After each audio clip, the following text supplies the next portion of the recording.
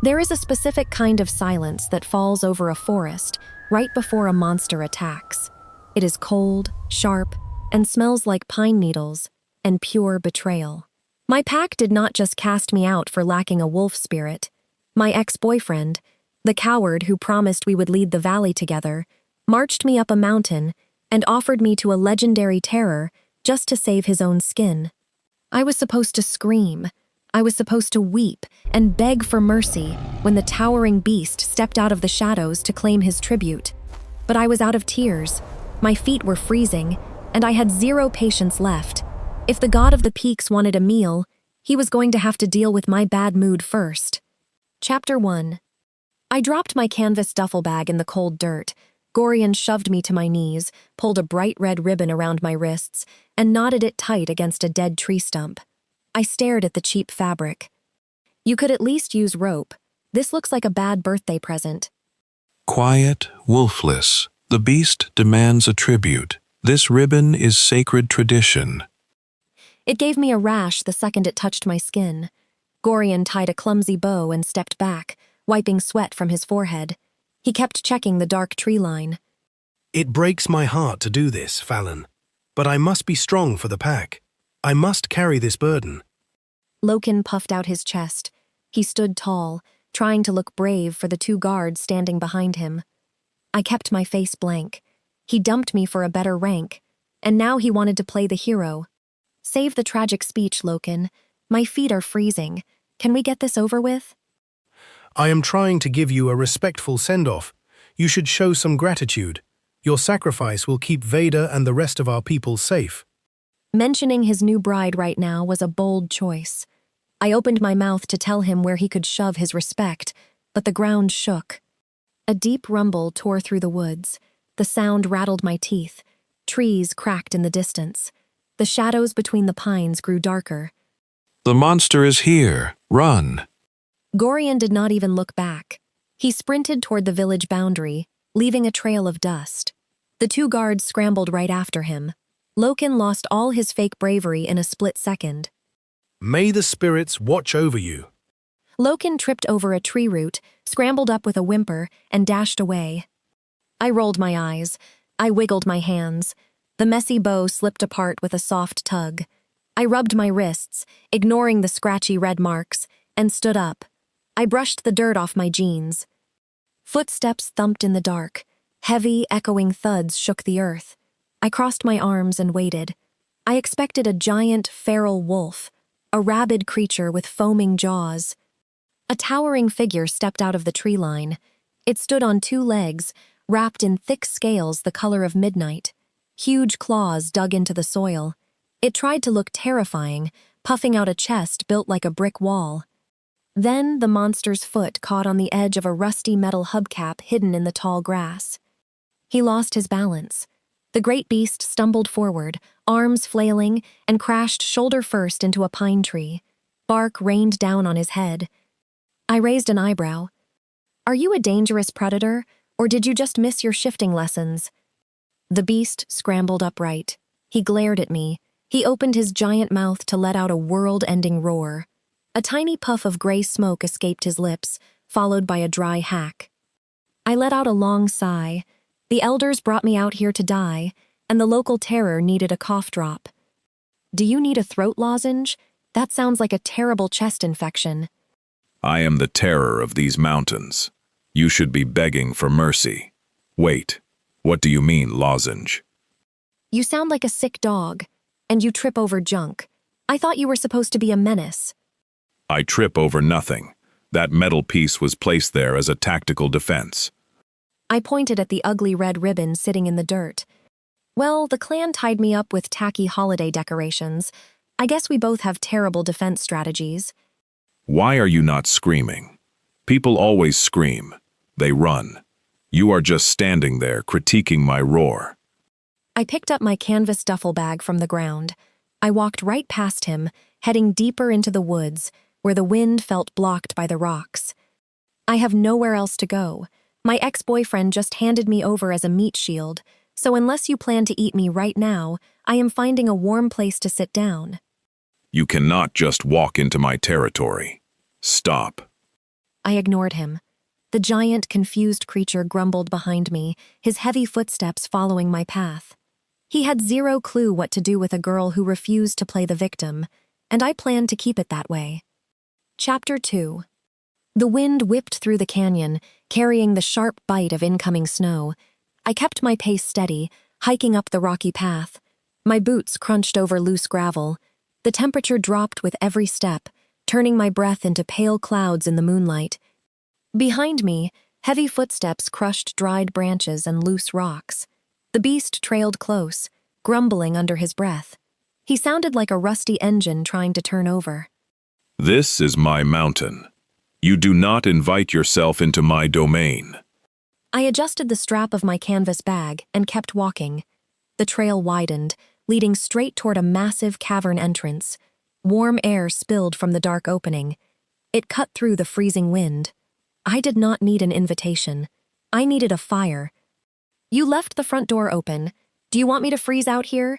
Because if I die of frostbite, you are the one dragging my body away. I am not doing you any favors. You are a tribute. You are supposed to cower in the dirt until I decide your fate. You do not dictate terms to the shadow of the peaks. I ignored his dramatic title and stepped over the threshold into the cavern. The heat wrapped around me, thawing my numb fingers. I stopped dead in my tracks. The space was enormous, with high vaulted ceilings of jagged stone, but there was barely any room to stand. Piles of junk covered every inch of the floor. Tarnished silver platters sat stacked next to rusted car parts. Twisted chandeliers hung from natural rock pillars by frayed ropes. Mountains of cracked mirrors, old wooden chests, and faded tapestries created a chaotic maze. A fire crackled in the center of the room, casting a warm orange glow across the endless horde. I turned around to face him. He filled the entrance, his broad shoulders blocking the night sky. He bared his sharp teeth, waiting for me to panic. Are you a predator or a scrap metal dealer? I am a collector of rare treasures. Do not touch anything. My artifacts are placed with exact purpose. I walked straight toward the fire, navigating the maze of garbage. A bent velvet armchair sat right next to the flames, piled high with old copper license plates. I swept my arm across the cushion. The metal plates clattered to the stone floor with a loud, ringing crash. My artifacts. What are you doing? You are ruining my system. I dropped my bag onto the floor, sat down in the chair, and held my frozen hands out toward the roaring fire. Making room. You have a serious hoarding problem. You know that? Half of this stuff is garbage. You have 3 broken grandfather clocks over there. None of them tell the time. The giant creature marched forward. The ground trembled under his weight. He kicked a stack of old books out of his way and towered over the chair, casting a shadow that swallowed me whole. He leaned down. He let out another deep, rattling growl. The sound vibrated right through my ribs, rattling my teeth. I could snap you in half. I could roast you alive where you sit. I could bury your bones under the mountain, and no one would ever find you. I looked up at him. His eyes burned like bright gold coins in the dim firelight. He tried so hard to look menacing, puffing out his chest and flaring his nostrils. But he stood with a slight hunch, leaning his weight back on his heels. He expected me to yell at him. He expected me to cry and beg for my life. But you haven't. So either you are not hungry, or you have no idea how to cook a girl who talks back. You are the most infuriating meal I have ever met. My victims tremble. They weep. They offer me their valuables in exchange for mercy. I gave him a tight smile and leaned back into the velvet cushion. Well, I have lint in my pockets and half a pack of mint gum. If you want to trade, you are out of luck. My clan tossed me out like garbage because I have no wolf spirit, so you are stuck with me. My name is Fallon. What do I call you? I am the doom of the skies. I am the flame that burns the... That is way too long. I am not saying all that every time I need to talk to you. Give me a real name, something short. He snapped his jaw shut. He stared at me, blinking twice. A strange look of pure confusion washed over his rough features. He was completely thrown off balance by a simple question. He shifted his weight from one large foot to the other. Orson. Nice to meet you, Orson. Now, do you have anything to eat in this junkyard, or do I need to hunt for my own dinner? I skipped lunch because I was busy getting tied to a stump. Orson let out a frustrated huff. He dragged a giant hand down his scaled face, looking like a beast on the edge of a terrible migraine. He pointed a long, jagged claw at a woven basket sitting on top of a rusted oil drum. There is dried meat over there, and do not call my sanctuary a junkyard. It is a palace of history. I stood up and walked over to the drum. I peered inside the basket. The meat looked tough, gray, and unappetizing. I picked up a piece and tossed it right back in. This looks like shoe leather. Do you have anything fresh? Maybe some fruit? Bread? I am a beast of the wild. I do not bake bread. I eat what I conquer. I crossed my arms and stared him down. You conquered a pile of old license plates today. Tomorrow, you are catching us something fresh. I refuse to get scurvy while living in a cave. Living in a cave. You are a prisoner. You do not dictate the menu. If I am your prisoner, then you are responsible for keeping me alive. Feed me shoe leather, and I die of malnutrition. Feed me fresh food, and I stop complaining. The choice is yours. Orson stared at the ceiling and let out a sound caught between a growl and a whine.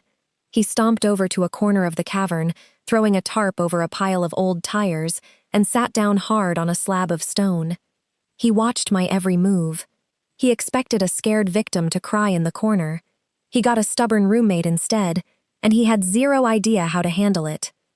Chapter 3.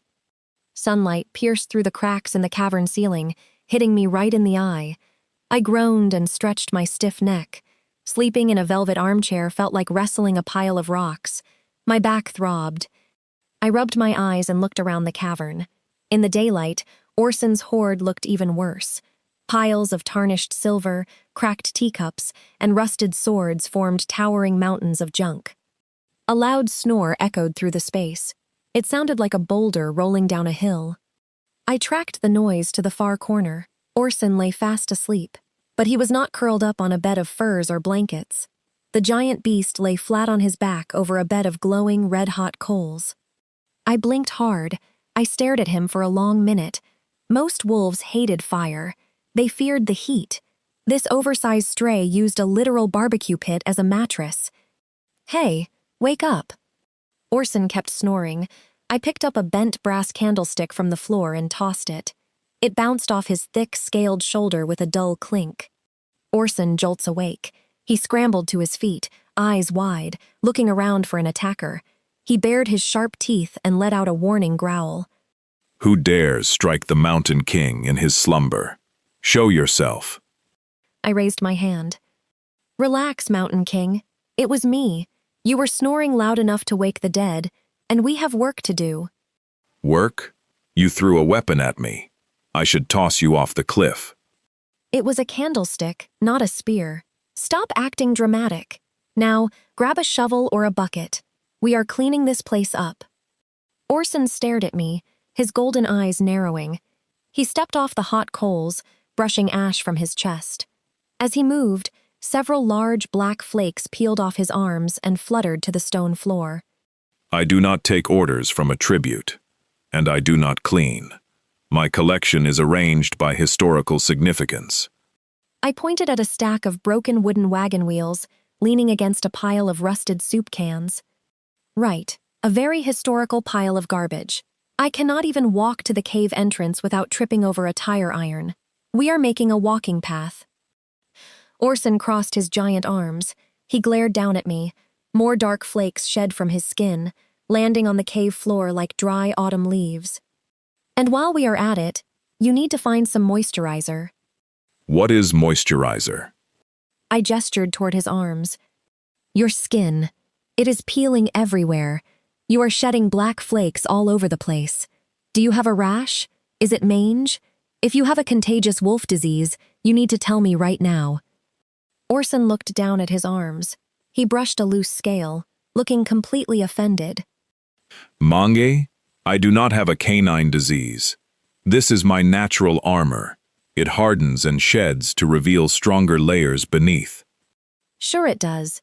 Just try not to shed your armor near my chair. It is gross. Now, start moving those broken clocks. Put them by the back wall. I am not moving my timepieces. They catch the morning light. They are covered in bird droppings and rust. Move them, or I will toss them out the front door myself. Orson let out a sound caught between a growl and a whine. He stomped over to the pile of grandfather clocks. He muttered under his breath, complaining about disrespectful house guests. He picked up 2 heavy clocks at the same time, carrying them like they weighed nothing at all. I smiled to myself. He acted tough, but he gave in fast. I started organizing the smaller items. I piled the old coins into an empty wooden bucket and kicked the broken hubcaps into a neat stack. For the next 2 hours, we worked in tense silence. The cavern slowly started to look like an actual living space instead of a junkyard. Orson grumbled every time I told him to move a pile of metal, but he did it anyway. When we finally cleared a wide path from the fire pit to the cave entrance, I wiped the dust from my hands. See? Now you can walk without tripping. You are welcome. You ruined my system. I will never find my favorite spoons again. You don't even use spoons. You eat dried meat with your hands. Speaking of which, it is time for breakfast. Go hunt something fresh. And please, try not to trip over your own feet on the way out. You push your luck, little wolf. I am not a wolf. I am just hungry. Go fetch. Orson let out a huff of smoke, turned on his heel, and stomped out of the cave. I watched him go, feeling a strange sense of victory. The terrifying beast of the mountain was turning into an angry errand boy. Chapter 4. I spent the next hour sweeping dirt out of the cavern, using a bundle of dry pine branches. The cave smelled much better now. A pleasant scent of dried cedar and toasted pine nuts filled the air, replacing the stale smell of dust. A loud thump echoed from the entrance. I turned around. Orson stood in the archway, holding the back legs of a giant wild boar. The beast was huge, with sharp tusks and thick, bristly fur. Orson looked very proud of himself. He puffed out his chest, trying to look intimidating. Behold, the mountain provides. I am a master of the hunt. He swung the boar forward and dropped it right in the middle of the cavern. It hit the stone floor with a wet smack. A puddle of dark blood immediately started pooling across the clean rocks. I dropped my makeshift broom. I stared at the blood creeping toward my velvet chair. Are you kidding me? I just cleaned this floor. What? I brought you fresh meat, just like you demanded. You should be praising my hunting skills. Take that thing outside right now. You are ruining the stones. It is a fresh kill. Wolves love fresh blood. You are supposed to tear into it. I am not a savage. I am not eating raw meat off the floor like an animal. Pick it up, take it outside, and drain it. Then cut me a clean slice. Orson looked down at the dead boar, then up at me. His brain seemed to short-circuit. He expected me to dive into the raw meat and praise his strength. Instead, I was giving him chores. You are the most ungrateful creature I have ever encountered. And you have zero manners. Outside, now. Orson dragged the heavy boar out of the cave, muttering curse words under his breath. I followed him out to the rocky ledge. I handed him a rusted hunting knife I found in his junk pile. He gave me a dirty look but took the knife. He sliced a large chunk of meat from the animal with expert precision. He handed the raw, bloody slab back to me. Thank you. Now, light a fire. We need to cook it. Cook it? Why ruin the flavor with fire? Because I refuse to get a parasite. Go start a fire on the ledge. Orson let out a heavy sigh. He gathered a pile of dry sticks and arranged them on the flat rocks. Then, he did something bizarre. He did not grab flint or a match. He just leaned over the wood, opened his mouth, and let out a hard cough. A burst of bright orange sparks shot out from the back of his throat. The dry wood caught fire instantly, blazing into a steady campfire. I stared at the flames, then I stared at his mouth. Did you just spit fire? What is wrong with your stomach? Do you have terrible acid reflux? Acid what? I am the flame incarnate. The fire lives within my blood. Right. Well, you should really chew on some mint leaves. That cannot be good for your esophagus. I found a long, sharp stick and pierced my slab of meat. I held it over the fire, rotating it slowly. Orson sat on the opposite side of the flames. He tore into his raw portion with his bare hands, making a huge mess. Blood dripped down his chin. I wrinkled my nose in disgust. Do you ever use a napkin? You eat like a toddler. I eat like a king. You eat like a feral badger. Wipe your face. Orson stopped chewing. He wiped the back of his giant, scaled hand across his mouth, looking like a scolded child. He watched me carefully turn my meat over the fire. You have no wolf spirit. Gorian shouted it when he tied you to the stump. Why did your pack cast you out? I kept my eyes on the fire. The meat started to sizzle, dropping fat into the flames. Because a wolf without a shifting spirit is useless to them. Loken used to tell me it didn't matter. He promised we would lead the pack together anyway. But when the time came, he dumped me, took a high-ranking bride, and threw me to the local monster to keep his territory safe. Orson chewed his food slowly. His golden eyes locked onto my face. This Loken sounds like a coward. A true leader protects what belongs to him. He does not trade his mate for safety. I pulled my stick back from the fire. The meat was cooked to a perfect crisp. I took a careful bite. He is a coward, but it worked out for him. He gets a fancy wife, and I get a roommate with a hoarding problem and a terrible skin condition. Orson let out a rough laugh. It was a deep, chest-rattling sound that echoed across the mountain. It was the first time I heard him sound relaxed. You are strange, Fallon. You sleep on hot coals, Orson. Do not judge me. Chapter 5. The sun dipped below the jagged mountain peaks, throwing long, dark shadows across the canyon. The evening wind picked up, carrying the cold scent of rain. I sat near the cavern entrance, organizing a pile of smooth river stones. Orson sat a few feet away, polishing a bent silver crown with a dirty rag. The cave felt quiet, peaceful even. Then, a sharp sound broke the silence. A dry twig snapped. Orson stopped rubbing the silver. His ears twitched. His golden eyes locked onto the dark tree line down below the rocky path. We have visitors. He dropped the crown and stood up. His giant frame blocked the remaining daylight. I stood up right behind him and peered over his arm. Two figures crept out of the trees near the boundary line. They stayed in their human forms, wearing the dark leather armor of the Valley Pack. They stopped near the dead tree stump where Gorian tied me up yesterday. I narrowed my eyes. I knew those faces. It was Pike and Jax, two of Loken's personal scouts. What are they doing here? The tribute is done. They are trespassing. I should go down there and snap their spines for stepping on my grass. I grabbed his thick arm before he could march down the hill. His scales felt rough and warm under my palm. Hold on. They are just checking to see if I am dead yet. Loken probably sent them to find my bones so he can feel like a big hero back at camp. Then I will give them broken bones to take back to him. No, let me handle this. I bent down and picked up a heavy, rusted gear from Orson's junk pile. It weighed about 5 pounds and had sharp, jagged edges.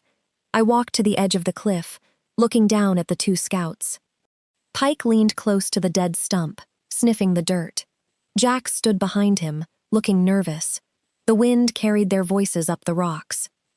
I don't smell blood, Pike muttered. You think the beast swallowed her whole? Let's just get out of here, Jax whispered. This place gives me the creeps. I lifted the heavy metal gear above my head. I aimed carefully, judging the wind. Then, I threw it as hard as I could. The heavy metal disc plummeted through the air. It slammed into the dirt right between Pike's boots. The impact kicked up a cloud of dust and rocks. Both scouts jumped back with a startled shout. They looked up at the cliff. I stepped out into the moonlight. I put my hands on my hips. Tell Loken I am not dead, and tell him to stop sending his lapdogs to sniff my dirt. Pike's eyes widened. He stared at me like I was a ghost. Orson stepped up right beside me. He leaned over the rocky edge, flaring his nostrils. He let out a booming, chest-rattling roar. This time, no cough followed. The sound echoed through the entire canyon, loud enough to shake the trees. A thick plume of black smoke rolled out of his jaws and drifted down the cliffside. Jax let out a high-pitched scream. He turned around and sprinted into the woods faster than I had ever seen a wolf run. Pike stumbled backward, tripped over the rusted gear, and scrambled away on his hands and knees before scrambling after his friend. I watched them run until they disappeared into the shadows. The forest fell completely silent again. I turned to look at Orson. He was puffing his chest out, looking incredibly proud of his scary roar. I shook my head and let out a soft laugh. Nice backup. You actually sounded intimidating that time. Did the throat lozenge help? I told you, I am the terror of the peaks. My voice brings nations to their knees. Sure it does. But next time, try not to spit so much smoke. It makes you look like a broken chimney. Orson let out a deep, rumbling chuckle. He bumped his giant shoulder against mine. It was a casual, friendly move. It nearly knocked me off my feet, but I caught my balance and smiled. The terrifying monster was not so bad after all. Loken sent me to die, but all he did was give me a new partner in crime. Chapter 6. Rain lashed against the mountain, turning the morning sky the color of a bruised plum. Cold wind howled past the cavern entrance. I sat close to the fire, wrapped in an old, moth-eaten wool blanket I dug out of a wooden chest. Orson sat across from me. He ignored the freezing draft. Instead, he dumped a burlap sack onto the stone floor. Dozens of strange items spilled out, clattering against the rocks. I leaned forward, pulling the blanket tighter around my shoulders. Did you rob a traveling merchant, or did you just empty a trash bin? These are artifacts of great importance. I must inspect them for rust. The damp air is the enemy of preservation. I watched him pick up a bent, silver crown. It was missing half its jewels, and the metal looked warped, like someone stepped on it with a heavy boot. Orson held it up to the firelight, rubbing a smudge off the rim with his thumb. Where did you even get that? It looks like a prop from a cheap stage play. I found it in a ruined fortress 3 valleys away. It belonged to a king who thought he could conquer the skies. He failed, of course, but the craftsmanship is decent. He set the crown down with extreme care and picked up a chipped porcelain teacup painted with faded blue roses. He held it with just 2 of his giant claws, looking terrified he might crush it. That doesn't belong with a crown. Why do you collect this stuff, Orson? Half of it is broken. Orson set the teacup next to the crown. He sat back on his heels. His golden eyes swept over the endless mountains of junk filling his cave. Things get left behind. People discard what they no longer find useful. I take it in. A cracked cup can still hold water. A bent crown still shines in the light. I stopped shivering. The cavern went quiet, save for the crackle of the campfire and the rain hitting the rocks outside. I looked at the junk pile with fresh eyes. Orson wasn't just a hoarder. He was collecting outcasts. He surrounded himself with broken, forgotten things because he lived all alone on a freezing mountain. I let the wool blanket drop from my shoulders. I reached across the fire and picked up a rusted iron pocket watch from the pile. The glass face was shattered, and the hands were stuck on the number 12. It is broken. The gears are jammed, but the engraving on the back is nice. I tossed the pocket watch to him. Orson caught it out of the air with lightning speed. He looked at the watch, then looked up at me. Your clan discarded you because you cannot shift into a wolf. They looked at a missing piece and decided the whole puzzle was worthless. They are fools. The sincerity in his rough voice caught me off guard. It hit me like a boulder off my shoulders. Loken always made me feel like a burden. Orson looked at me like I was a rare coin he just added to his collection. I cleared my throat, pushing down the sudden lump forming there. I pointed a finger at a pile of tangled chains. Stop trying to be deep. You still need to organize that corner. It looks like a metal trap waiting to snap my ankles. You have zero appreciation for history. And you have 0 organizational skills. Sort the chains by size, Mountain King. Orson grumbled a string of curses under his breath. but he reached for the chains anyway. I picked up the chipped porcelain teacup with the blue roses. I rubbed my thumb over the painted petals. For the first time in a very long time, I felt like I belonged somewhere. Chapter 7. The storm broke by noon. The dark clouds rolled away, leaving behind a crisp, biting chill. The wet dirt smelled like crushed pine needles and damp earth. I stood near the boundary line, gathering dry kindling in my canvas bag. Orson paced along the ridge above me, keeping watch. I reached for a thick branch, but a loud trumpet blast echoed through the valley. I dropped the wood. The obnoxious sound bounced off the canyon walls. I knew that awful noise. It was the ceremonial horn of my old clan. I walked to the edge of the tree line and looked down the slope. A procession marched up the muddy path. Loken led the group. He wore his finest fur mantle, strutting like a peacock. Veda walked right beside him, holding the hem of her expensive silk dress out of the mud. Behind them, Gorian and a dozen armed guards carried wooden stakes and rolled up banners. What in the world are they doing? They are trespassing again. I should burn their banners. Orson slid down the rocky ridge, landing beside me with a heavy thud.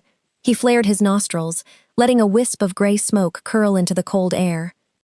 Hold your fire. Let us see what the idiot wants. Loken stopped 10 yards away. He planted his boots in the dirt and puffed out his chest. Veda wrinkled her nose, looking around the wild landscape with clear disgust. Hear me, beast of the peaks. I am Loken, Alpha of the Valley. I scoffed. I stepped out from behind a large boulder, lifting my chin. We can hear you, Loken. You don't need to yell. What are you doing in this territory? Loken flinched. He stared at me, his jaw dropping open. Veda let out a loud gasp, taking a step backward. Gorian dropped his wooden stake in the mud. She lives. The wolfless girl is still breathing. Why are you still alive? You were a sacrifice. I gave Veda a sharp smile. Sorry to disappoint you, Veda. The beast and I came to an understanding. Now, why are you dragging your fancy dress through the mud? This is a trick. The monster is keeping her as a pet. It changes nothing. I came to claim this land. Loken pointed a dramatic finger at the mountain peak. The pact is sealed. We offered a tribute, and the beast accepted. By the ancient laws, the beast must yield the border. This mountain now belongs to my pack. Plant the flags, Gorian. Gorian scrambled to pick up his stake, his hands shaking. I stared at Loken. He threw me away, assumed I died, and now he wanted to steal Orson's home just to expand his hunting grounds. The pure greed of it made my blood boil. I reached down to the ground. I picked up a thick, jagged tree branch as thick as my forearm. The ancient laws also say an alpha must fight for the land he claims. I do not fight women or pets. Step aside, Fallon, or my guards will force you. I pulled my arm back and hurled the heavy branch right at his face. The wood spun through the air. Loken shrieked, ducking at the last second. The branch sailed over his head and smacked Gorian right in the chest. The old elder tumbled backward into a puddle of brown mud. You savage. Loken, do something. Loken drew his sword, his face turning bright red with embarrassment. Seize her! Take the mountain! Before the guards could take a single step, Orson lunged forward. He didn't roar, he didn't spit smoke, he just slammed his giant foot into the earth with earth-shattering force. The ground cracked. A shockwave of dirt and rocks exploded outward. The guards lost their footing, dropping their weapons. Loken fell to his knees, dropping his shiny sword in the dirt. You claim nothing. This mountain is mine, and the girl stays with me. Orson spoke in a low, rumbling growl. It was not a boast, it was a promise. The sheer power radiating off him made the air feel tight. Loken stared up at the giant beast. His fake bravery dissolved into pure panic. He scrambled to his feet, leaving his sword in the mud. Retreat! Fall back to the valley! Veda hiked up her ruined silk dress and sprinted down the trail. Gorian crawled on his hands and knees before finally standing up and running away. Loken led the charge, fleeing faster than any of his men. I watched them run, letting out a loud snort. Well, that was embarrassing for them. Orson turned to look at me. The scary, intimidating monster act melted away. He let out a deep, booming laugh that echoed off the canyon walls. You threw a tree at the Alpha. I have lived for centuries, and I have never seen a tribute attack her own king. He is not my king, and nobody plants flags in my front yard. Orson smiled. It was a real, genuine smile that reached his bright golden eyes. He reached down, picked up Loken's abandoned sword from the mud, and handed it to me handle first. A trophy for the fierce warrior who defends the junk pile. I took the sword, feeling the cool metal in my grip. I looked up at the giant, strange creature who slept on hot coals and collected broken teacups. I smiled back. Let's go home, Orson. We have chains to organize. Chapter 8. The adrenaline from chasing Loken out of the valley wore off by nightfall.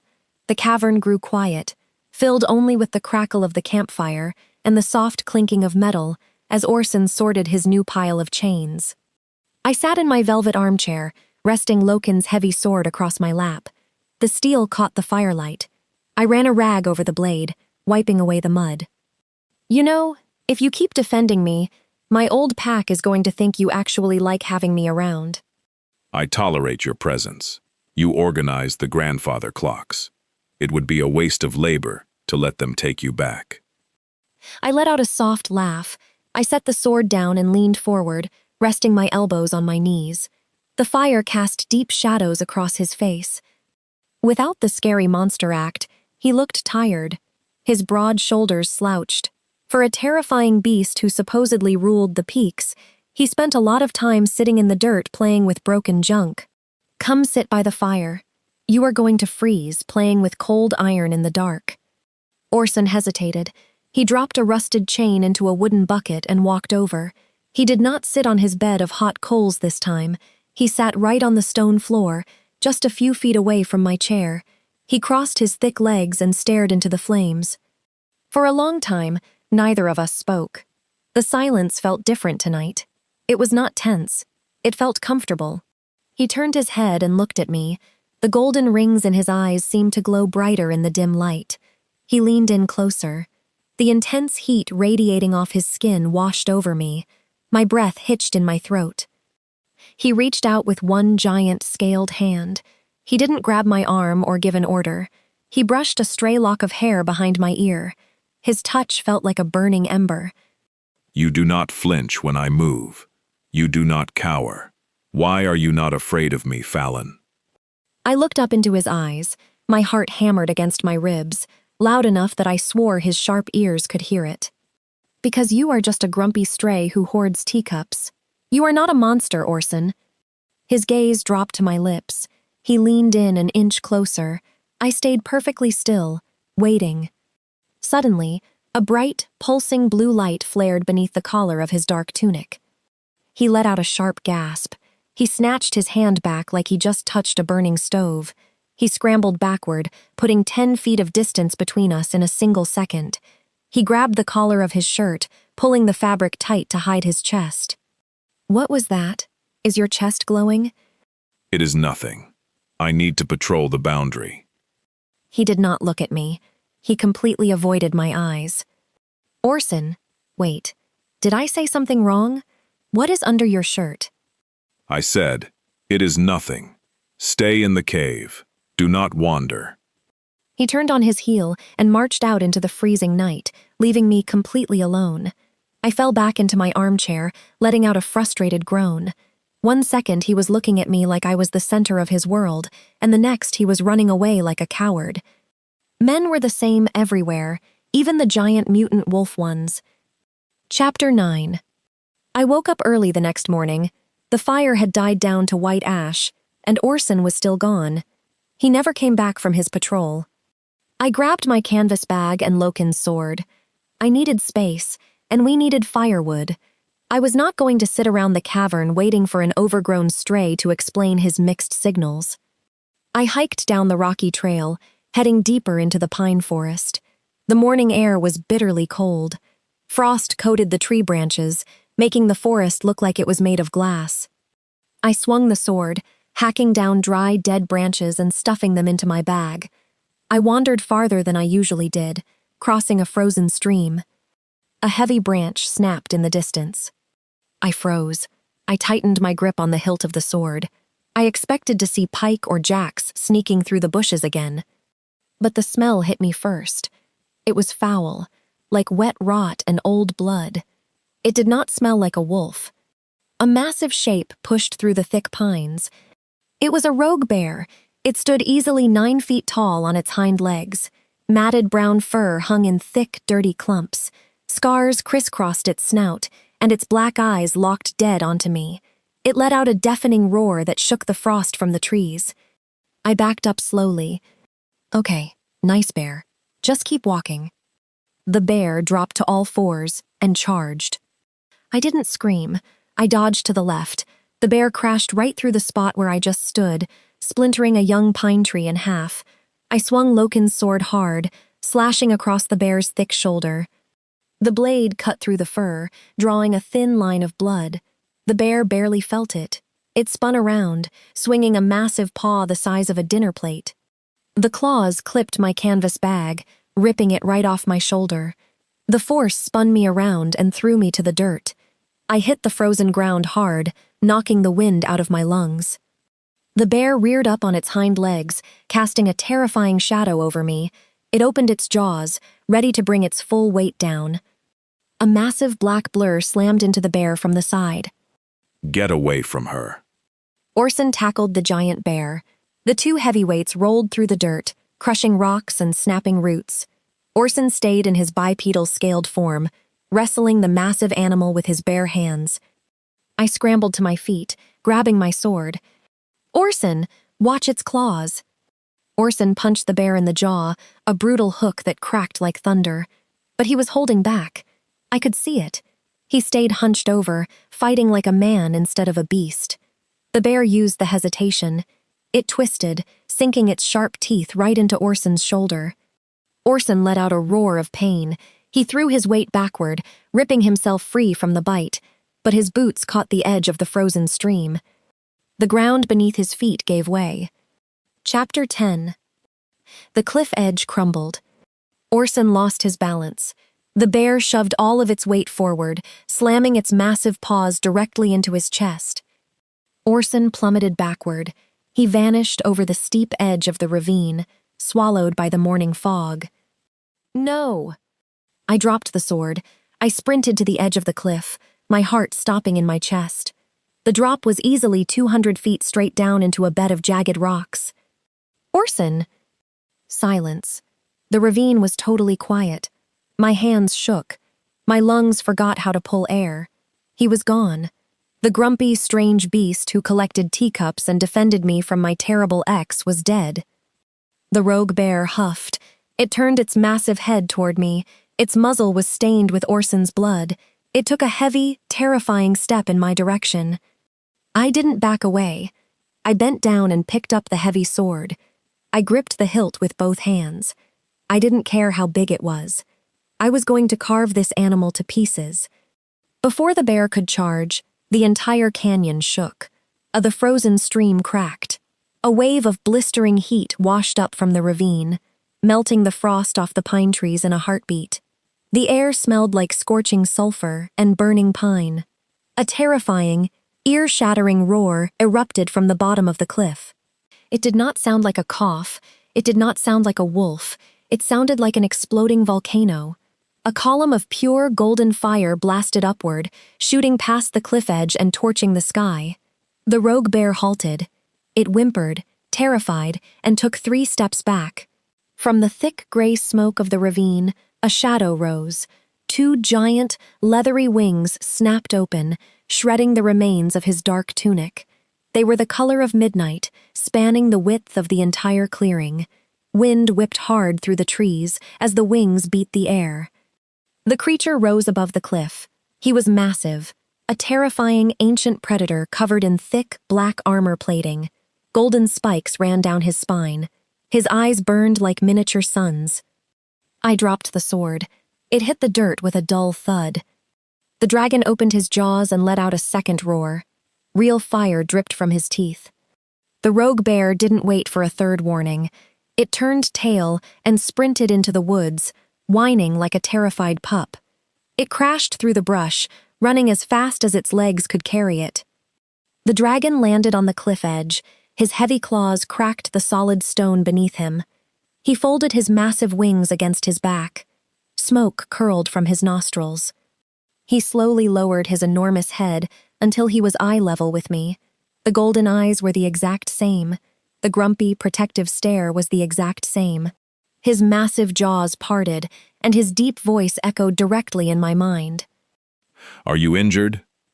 I stared at the giant, mythical beast standing before me. I thought back to the throat lozenges. I thought about the time I told him his skin was peeling. I thought about how I made him sweep the floor of his own cave. I let out a breathless, hysterical laugh. You are a dragon. I am Orson. I told you I was the terror of the peaks. You let me critique your roar. I gave you a broom. I told you to get moisturizer for your scales. I did not want to frighten you. You seemed very particular about house rules. I fell to my knees in the dirt, covering my face with my hands. I couldn't stop laughing. The absolute absurdity of the last week crashed over me like a tidal wave. I wasn't the brave girl standing up to an overgrown, defective wolf. I was the clueless idiot bossing around a legendary god of the sky. And somehow, he actually listened to me. And that is where we are pausing the story for today. Just when you think you are dealing with a grumpy, oversized wolf who likes to hoard broken clocks, he turns out to be a legendary, fire-breathing god of the sky. But the chaos is just getting started. In Part 2, the Celestial Elders finally track Orson down and drag him back to the Golden Palace to marry the Sun Princess. If you thought Fallon was fierce in the freezing woods, wait until you see what she does to the royal court with nothing but a stolen silver meat fork and a bad attitude. Plus, Loken is about to make a terrible mistake by coming back for the mountain. You do not want to miss the epic conclusion. Make sure to hit that subscribe button, leave a like, and turn on the notification bell, so you are the first to hear Part 2. I followed my grumpy dragon to the Sky Realm and started a royal riot, shifter romance. Drop a comment below and let me know what you think Fallon is going to do to the Sun Princess. Thanks for listening, and I will see you in the Sky Realm.